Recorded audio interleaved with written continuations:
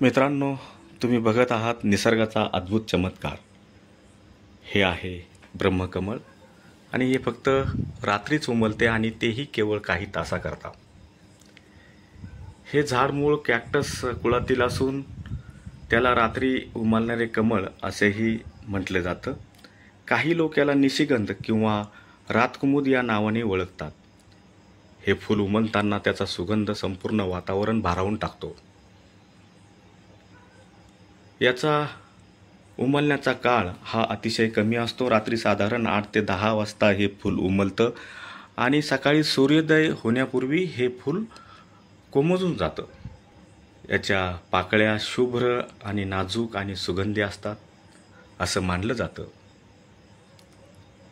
की हे ब्रह्मकमळ पाहणं हे शुभ मानलं जातं आणि घरात एक सकारात्मक ऊर्जा या ब्रह्मकमळामुळे वाढते असा एक समज आहे.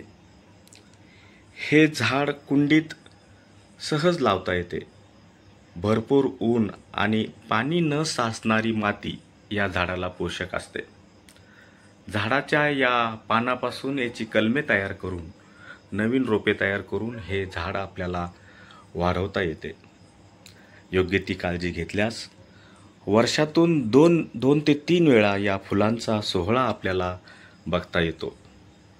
मित्रांनो, निसर्गातील अशा अद्भुत क्षणांचा अनुभव घ्या आणि आपल्या संस्कृती परंपरेत निसर्गाचं स्थान किती महत्त्वाचं आहे हे जाणून घ्या.